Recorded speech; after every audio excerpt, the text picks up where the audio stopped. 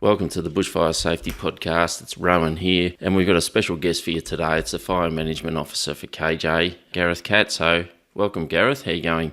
Yeah, pretty good, Rohan. Thanks for having me on. No worries. Really been looking forward to getting you on the podcast. You work in the Pilbara area with Mauris people, and so we really want to explore that a little bit further. So, who is KJ and who are Mauris? Well, KJ is the short for Kanyaninpa, Yep. which is KJ is a Mauris organisation. So we're working to, serve Mauris interests and look at different things that Mauris are really interested in doing. So we run a suite of programs which are cultural, social, environmental programs across the Western Desert, and particularly the Mauris determination, which is 13.5 million hectares of Western Desert to the east of the Pilbara. Okay. So Mauris is like a language group, or what's the description of Mauris? Yeah, so I guess for our purposes, Mauris is a group of languages, or a group of people that identify collectively from several different language groups. So there's, for us, there's Mandurjara, Katarjara, Wanman are still the predominant languages that are spoken, but traditionally there would be, I think it's around 7 or 9 language groups that would have come from the determination area. Okay. And they're part of the Western Desert cultural block, which extends from the Pilbara or the eastern edge of the Pilbara, east across through to nearly Alice Springs. Big part of the country. It's a very big part of the country. Prior to getting into what you're doing with KJ and have been for a number of years, where did you work previously? On the other side of the desert. I was based in Alice Springs, in and around Alice Springs for about 7 years, mainly working with parks and wildlife over there. So. Okay, sure. And in terms of fire history on Mauris country, what's the situation with that? What do we know? Well, fire's a very big part of the environment in the Western Desert. It's a very flammable environment. The predominant vegetation out there is spinifex, which has been described as the perfect bushfire fuel. It's very fine, it's resinous, it's a grass that behaves almost like a shrub. So it's an incredibly flammable environment. So for people, when they moved into that environment, or people have shaped and grown with the environment out there. Yes. Fire use has been a really important part of interacting with that environment, and that's what Mauris have been doing for thousands of years in the Western Desert. One of the things that we do know about fire out there is that it was used so frequently that prior to European contact out there, fire size was much smaller. So there was images in the 50s that were flown as a part of the Blue Streak rocket project, which was when they were firing rockets off from, this is going a little bit of history. But there was rockets being fired out from Woomera up into the Percival Lakes for the drop zone. The Blue Streak rocket was one of those. Wow. And as a part of the pre-work for that, there was a whole lot of aerial imagery that was flown 10 years prior in the 1950s. Yep. And that was when Mauris was still living on country. So there's a very late contact group. They didn't come in. Wow. A lot of people didn't come into contact with whitefellas until the early 60s. Yeah, incredible. So you can see evidence of that traditional firework in that old imagery with the fire scars, which are quite visible. So we know that when people were walking around in parts of the Western Desert, fire size was quite small. Yeah, yep. And people were using fire consistently to shape the landscape, and that was a very important part of that environment. Okay. And then we sort of, it's incredible to think it was only in the 50s and 60s, like you mentioned, that the last people sort of moved off country. Did they move into communities or missions, or what was the history with them? Yeah, well, for Mauris, a lot of them moved into missions, into Jigalong in particular. Okay. Some of them would have gone quite willingly, and some of them would have much preferred to maintain their desert lifestyle, but reached a critical point where it was, people were either being brought in or missing family, and most of them ended up in Jigalong. So I'm only guessing, but are there people still that you've been working with that were born in those days prior to contact and prior to moving into missions? Yep. Yeah, we're very fortunate that we're still working with some of the elders that were born in the bush and grew up, to, I guess, their late teenage years or early 20s, living a really traditional lifestyle. There's the knowledge of country, and I guess for our purposes today, what we're talking about, the expert and really fine use of fire is something that a lot of those people still possess because they've relied on it for their livelihoods. What a unique situation in this continent. I don't think many people would understand that in that part of the Western Desert there's Mauris people who, I suppose, were born in the desert and walked the country up until that period. Yeah. And the last desert people, not Madu, but other desert groups. There was still people that came in the 80s. So, that's incredibly recent. So that bank of cultural knowledge is still alive. That's a key thing, I assume, when managing country today. That's absolutely key. Yeah. For us in what we're doing. So I guess for Madu don't look traditionally at the way that they've interacted with country as being management. It's condimentum is it's a concept around holding and nurturing. So that's what people would have done with country is been a part of it. They influenced it through their interactions, and it wasn't about managing the country, but it was about being part of the country. So very different to our concept, and the concept that I sort of work from as a West Australian, I guess, we go in and we go into country and look after country in a very different way, and our objectives are a little bit different these days. I think, was it in 2002, the native title determination was awarded to Madu, and they were handed back a large part of the Western Desert? Yeah, it's the determination area is 13.6 million hectares. It's just hard to comprehend. Yeah, so a landscape that big. For when you're looking at the determination, and also Carlamilla National Park, which is Western Australia's largest national park, which sits in the middle, there's around 15 million hectares of country that we're looking after as combined over those two bits of tenure. And for people to try and get their heads around it, it's too big a number to actually really comprehend. But it's around the size of 2 Tasmanias, so twice the size of Tasmania, or two-thirds the size of Victoria if you're from that part of the world. That's incredible. And are there a few communities in the determination area? I mean, where are Madu living today? Yeah, so Madu are pretty widely dispersed, but in the determination, there's only actually one community which is situated on the determination, which is Gunawarrigi. Right. And then there's 2 within Carlamilla National Park. One's Punmu and one's Bungor. And then a lot of people live in Jigalong and then spread widely through the northwest, the Pilbara and beyond. Okay. And KJ run different programs, including the fire management program you've been running for a few years. So do you have teams in those communities that... Yeah, we do. We've got ranger teams in 4 different communities. So Jigalong, Bungor, Punmu and Gunawarrigi. Yes, yep. All have ranger teams. Yep. And they have come on incrementally. The first one was Jigalong. The most recent team to form up was Gunawarrigi. So they're all of the communities now have functioning ranger teams and the support that goes with that. And I can just imagine the logistics of managing country on that scale. How does it work? You've got to use helicopters or use Toyotas to get out on the country and do burning? Toyota's a pretty big deal in that part of the world. We don't do too much walking these days, and camel trains aren't really popular anymore for us. So Toyotas definitely do the job for us out there, and they're something that we use a lot to get around. There's not too many roads though. There's the Canning Stock route, Tallawana track, and a few other roads that we do use, the access roads to the community. Yep. So a lot of our work when it comes to fire is based around aircraft use, and in particular helicopters. So we spend a lot of time up in the air flying into remote country and making assessments and decisions based on what we see from the air. You're lighting up country from helicopters too? Yes, we do.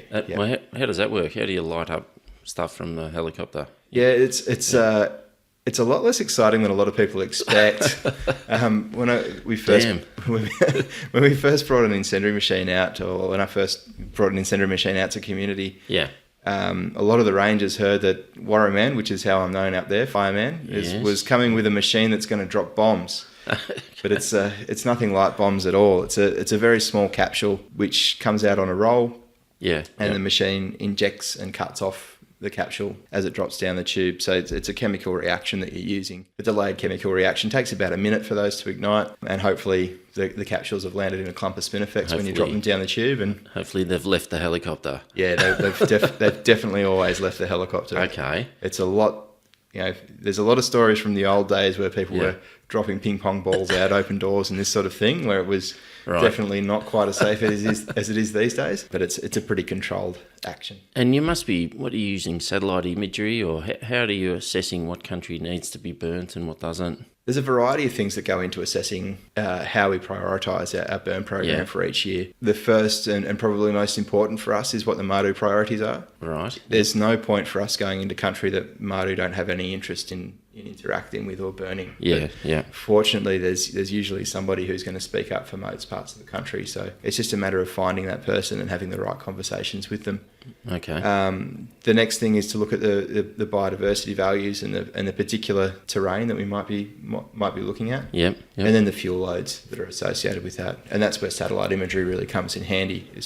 We've got a fire history now which goes back to 1998 for large parts of the determination. So that gives us a really good idea of where fuel has accumulated and how often that would have been burnt in the past, or in recent history anyway. So we can look at broad areas and think, well, yeah, this is an area which we need to approach in this way or that way, and we'll make decisions on whether we need to do some ground burning, might be some trackside burning to start with, and then follow that up with the aerial work after we've made sure it's secure. So if maybe there was this period between the 50s and 60s when the last people moved out of the desert into missions and communities and stations, and then the 80s or 90s when early 2000s when people started getting back on country, what happened there with fire in the country during that period? Yeah, it was the early 80s that people did come back onto country. Right. Yep.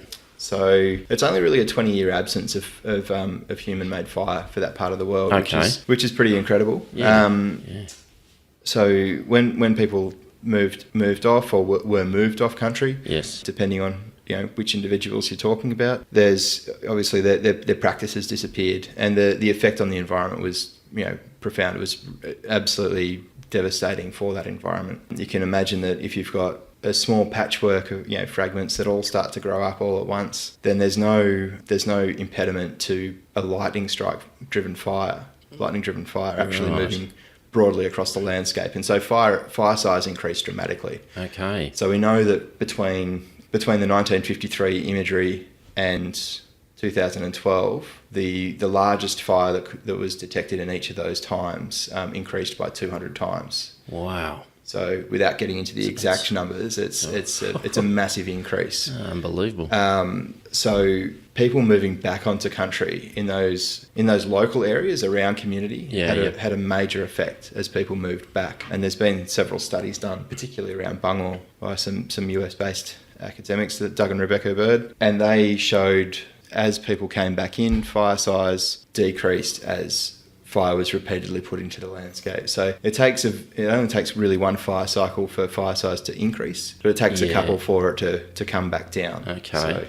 So that I can imagine that means different fire ages in the community. Does it mean that the community has a lot of more fire breaks and so more diversity in the vegetation? And so does that help threaten species or small mammals or reptiles? Yeah, it does. So I guess it's a little bit contrary for us as southern-based Australians to say, to see fire as being productive in the landscape. But the more burning you do, the less fire you have because of the timing and the type of fire you're applying to the landscape. So if you've got somebody who goes out who knows where the last fire was lit or where the creek line is or the dune crest is and they're burning to that or from that, you'll have a very fine fire scar compared to a lightning driven fire, which would happen much later in the year when the country's really dry. So to continually burn country in a small and considered way certainly increases diversity, and that's where we've seen a lot of things really do well. A lot of threatened species really do well particularly around some of the communities. So there's a few of particularly the Great Sandy Desert communities on the Maudu Determination and beyond, right? Which have quite good populations of things like bilby and Great Desert Skink around them. So they're persisting in those areas where fire's been applied carefully and continually by people who have that really deep knowledge and that intimate understanding of both fire and country. It almost goes against the logic of, because normally where humans get involved with nature loses out, weeds and ferals are introduced and native species decline. But from what you're saying, traditional land management and in its continuing form continues to create the habitat for species, small mammals, and the bilby you mentioned.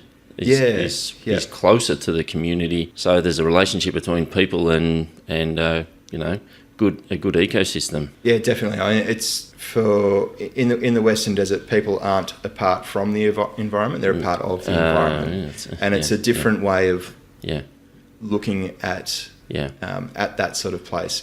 A lot of people will go into the desert and they might go once or twice in their lifetime, and they'll see it as a snapshot in time. They'll feel very isolated, it's very remote, and so they'll see it as an unchanging environment that's exactly as it was, hundreds of years ago. But it's not. It's a dynamic environment that moves with the seasons and moves year to year. And understanding the time and space in the way that environment changes, I think something that you only get if you live in that place, and that's what Mauris knowledge is really important. Absolutely. There's this a phrase I've heard from time to time called fire stick farming, or using fire to increase productivity and food on country. I mean, is that evident in the desert? It definitely is. Okay. I don't know about the particular terminology that would be popular in the desert, but that concept is definitely something that rings true in the way that people interact with country. So the timing and type of fire that you apply can increase particular food sources, or protect a stand of trees that might be productive, or protect an important cultural site. And some of those actions would have been very conscious, and some of them would have been byproducts of the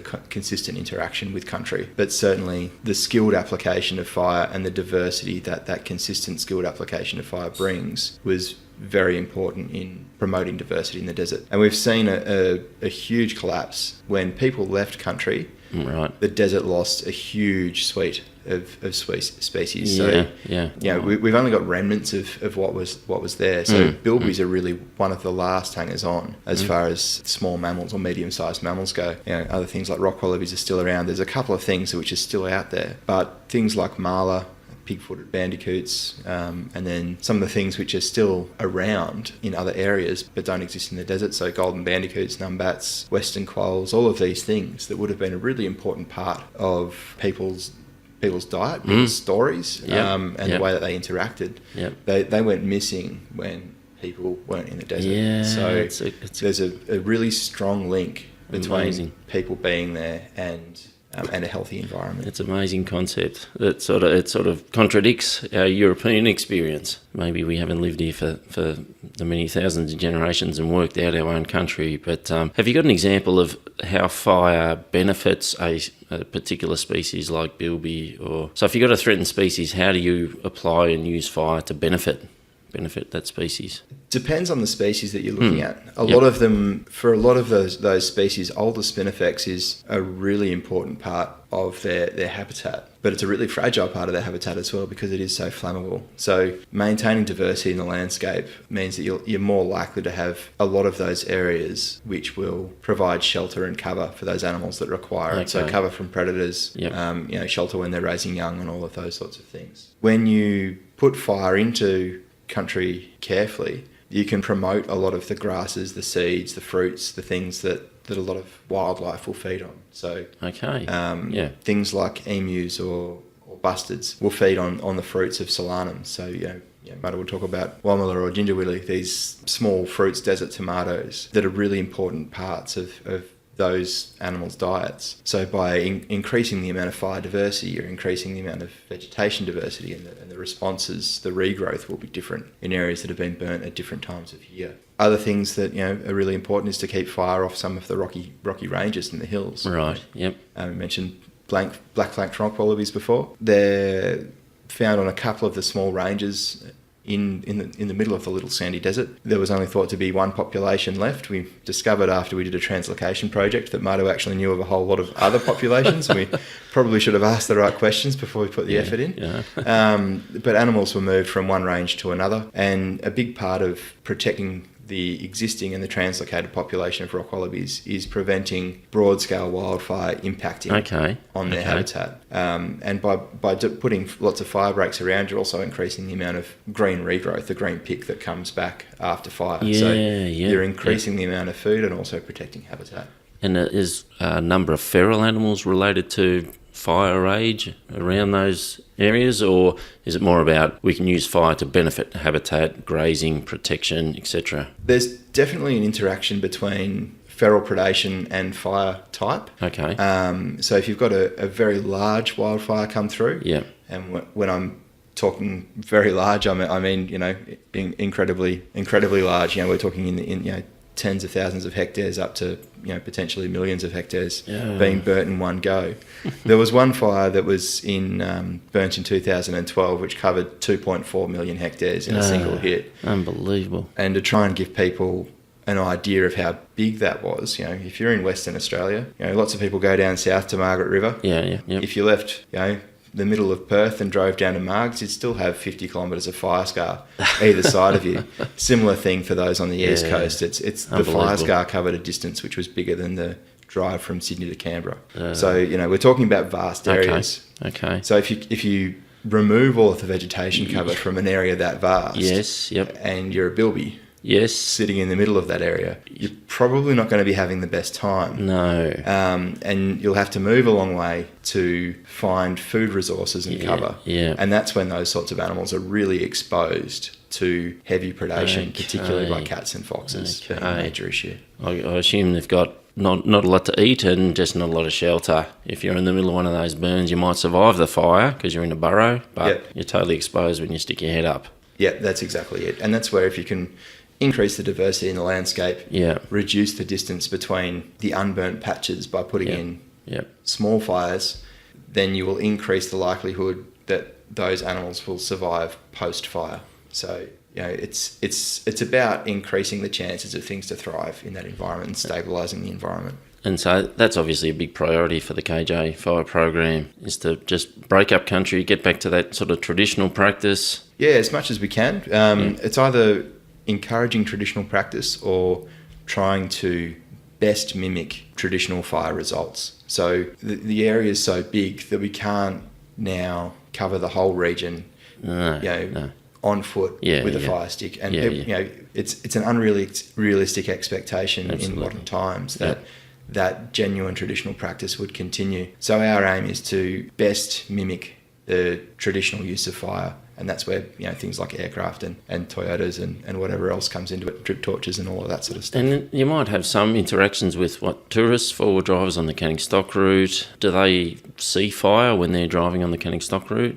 And do you have to worry about their safety at all? Yeah, well, if we're doing our job through winter time, then hopefully they will see some fire, particularly if it's between April and July. Yeah. We do worry a lot about their safety. Madu are incredibly conscious of the safety of people travelling through their country. They feel very responsible for anybody who is on their country. They're the owners of that place, and they want to keep people safe. So making sure that we're burning on the right side of the road, depending on the wind conditions, that we've put the right sort of brakes in around those heavily trafficked areas, that we're doing our best to protect the sites that people are going to visit as well is really important. That's one of the things that we put a lot of effort into. And that's where helicopters are great. So, we can be flying along at 500 feet and listening to, people 10 wells either side of us on the Canning Stock route. So we get a lot of chatter about, what people are having for lunch, what they had for dinner, how bad the last sand dune was, who's coming up and all of that sort of stuff. But it also gives us an opportunity to say, hey, we're out here, we're putting fire in. This is the area that we're working in,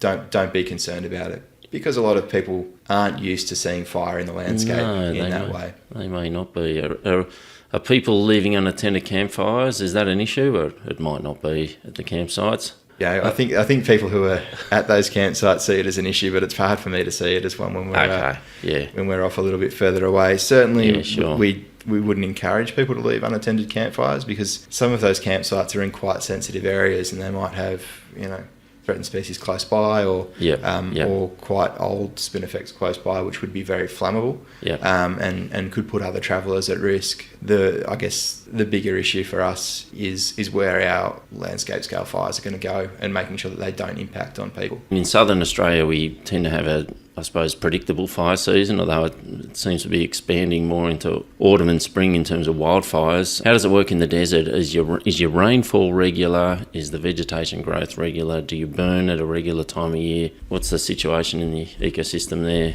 There's very few things that are regular about the desert, which is One of the Another challenge. One of the appealing and frustrating things about working out there is rainfall is a huge driver of when and where things will burn. Okay. So, rainfall drives growth. So that growth drives fire. So a little bit different if you're working in a forest environment. You might have a couple of dry years and start to get really worried about things being flammable. Yeah. For us, if we've got a couple of wet years, that's when we start to really ramp things up and have to respond to that rainfall. Generally, our fire season will run between April thereabouts and July. Before April, we might get a bit of a window if there's been substantial rain where we can get some fire in using the moisture to reduce the fire intensity. But usually we're using the temperature and the predictability of the winds through winter to reduce that fire intensity. Okay. Once you get past July, then winds become a little bit less predictable, fuels are much drier. So fire intensity starts to increase. Right. And its fires are generally at their most intense between September and November or early December, before the rain comes. Okay. And the rain might come or it might not come. Some years it just doesn't rain at all. No. And if you had really wet, hot seasons and grass growth was rapid, how rapidly can country burn from one burn to another if the grass growth is rapid? Yeah. So in the southern areas of the determination, talking Little Sandy Desert, the regrowth there is a little bit slower. So we're looking at a fire return of between 8 to 12 years. In the northern areas, that fire return is much shorter, and it seems to be getting increasingly shorter. Wow.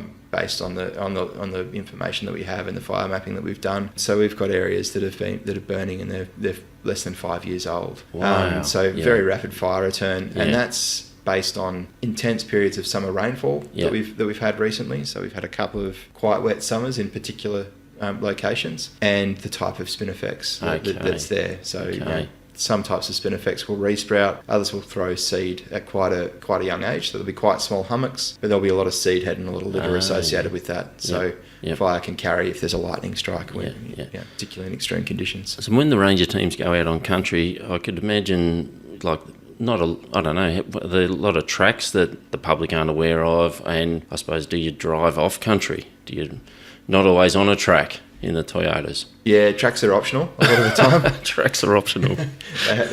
they have to be a bit optional. Off-road driving's encouraged. Yeah, the Canning Stock Route, which is a lot of people's big four-wheel drive challenge for their lifetime, is an access road for us. So there's definitely a lot of off-track driving and a lot of management tracks which are out there, in which we try and keep discreet, because we don't want people sort of driving off into the middle of the desert and getting themselves lost. You've got to remember we're pretty well equipped with GPS, but also with the traditional knowledge, usually sitting in the front seat of the front car going out there. So we're pretty well equipped to cope with the conditions. Certainly it's not an easy place to access, but if you're going to drive off-road anywhere, the desert's much easier than trying to get around. You must get good at repairing punches or let the tyres down 20 psi. You've got to drop your tyre pressure and try and make it as easy as you can. But there's definitely been trips where people have gone through upwards of 30 tyres in a trip. So that's a lot of patches and a lot of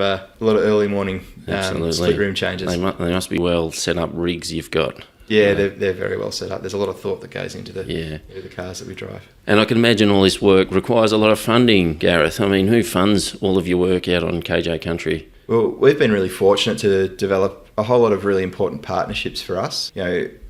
Working out in remote areas, you can't do anything on your own, despite the fact that you're out there on your own a lot of the time. So we're supported through the Working on Country program that supports a lot of our ranger teams. Okay, yep. Rangelands NRM have been instrumental in helping us to gather funding and continue our training programs and various other things that we've been doing with the ranger program relating to fire.